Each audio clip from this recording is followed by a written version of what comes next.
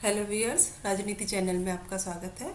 आज मैं सनातन धर्म के रक्षक नागा सन्यासियों के जीवन, उनके द्वारा राष्ट्र और सनातन धर्म को बचाने के लिए किए गए प्रयासों और उनके बलिदान की चर्चा इस वीडियो में करूंगी।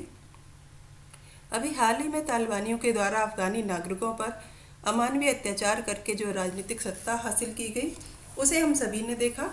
महिलाओं के हाथ काटने, उन्हें जलाने, पुरुषों को पब्लिक प्लेस पर उनको फांसी देना, बच्चियों को किडनैप करना, ये सभी घटनाएं देखकर आज का हिंदू समाज यह सोचने पर मजबूर हुआ कि जब ये अत्याचारी अपने धर्म के लोगों के साथ इतने क्रूर हैं, तब हिंदुओं के साथ कितनी क्रूरतापूर्वक उन्होंने कन्वर्जन किया होगा, उन्हें अपने कानून मानने के लिए मजबूर किया होगा।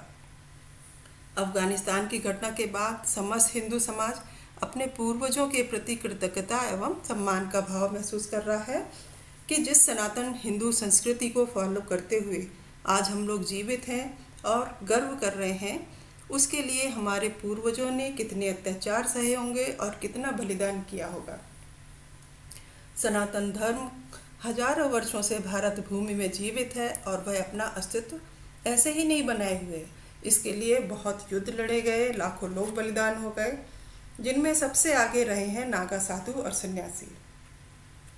कुंभ में अपना खुद का पिंडदान करने वाले और कठोर तपस्वी, जिनके महत्वपूर्ण योगदान के बारे में आज हम लोग जानते ही नहीं, क्योंकि वामपंथी और ब्रिटिश इतिहासकारों ने उनकी गौरव गाथा को छिपा दिया, जिससे हिंदू धर्म की रक्षा करने वाले इन सन्यासियों के महान बलिदान को भारतीय भूल जाएं और अपने सनातन धर्म की रक्षा के लिए कभी भी बलिदान के लिए तैयार ना हो पाए।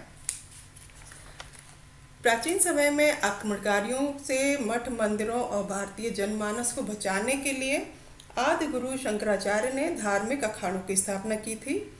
आदि शंकराचार्य ने सनातन धर्म को मजबूत बनाने के लिए कई कदम उठाए, जिनमें देश के 4 कोनों पर गोवर्धन पीठ, शारदा पीठ, द्वारका पीठ और ज्योतिर्मय पीठ की स्थापना की। 8वीं शताब्दी में भारत की धन संपदा को लूटने के लिए जब आक्रमणकारी मंदिरों को निशाना बनाने लगे, तब आदि शंकराचार्य को यह महसूस हुआ कि केवल शास्त्रों और आध्यात्मिक शक्ति से इन अटैक्स का मुकाबला नहीं किया जा सकता। ऐसी परिस्थिति में शंकराचार्य ने युवा साधुओं से ये कहा कि वे अपने शरीर को सुदृढ़ बनाएं और कुछ हथियार चलाने में भी कुशल हो जाएं। इसके लिए ऐसे मठ स्थापित किए गए जहां कसरत के साथ साथ हथियार चलाने की भी ट्रेनिंग दी जाने लगी। ऐसे मठों को अखाड़ा कहा जाने लगा। शंकराचार्य ने अखाड़ों को सुझाव दिया कि मठ मंदिरों और श्रद्धालुओं की रक्षा के लिए जरूरत पड़ने पर शक्ति का प्रयोग किया जाए। इस प्रकार बाहरी आक्रमणों के समय में इन अखाड़ों ने एक सुरक्षा कवच का काम किया। इन अखाड़ों का इतिहास बहुत ही वीरता से भरा हुआ है।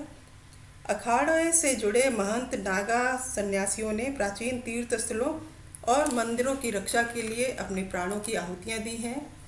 हिस्ट्री में ऐसे अनेकों गौरवपूर्ण युद्धों का उल्लेख मिलता है जब नागा योद्धाओं ने देश की रक्षा के लिए हथियार उठाए, जिनमें से कुछ युद्धों का मैं यहाँ पर जिक्र करूँगी।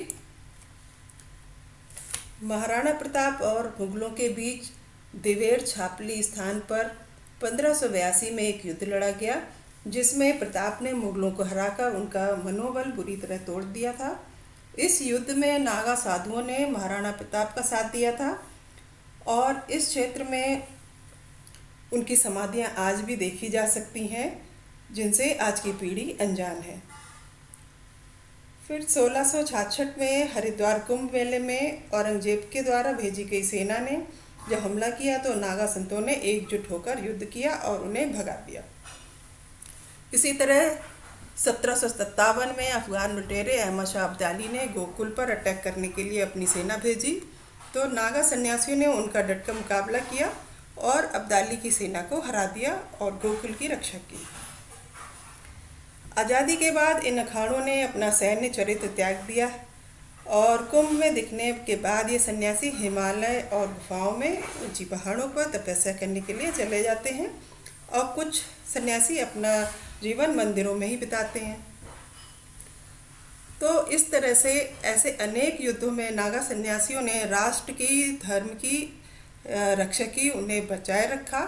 धर्म को बचाए रखने के लिए नागा साधुओं के संघर्ष को जानना सभी भारतीयों के लिए बहुत ही आवश्यक है क्योंकि उनके बलिदान की गाथाएं हमें अपने धर्म की रक्षा के लिए प्रेरित करती हैं। Thank you. उम्मीद है आपको ये वीडियो पसंद आया होगा।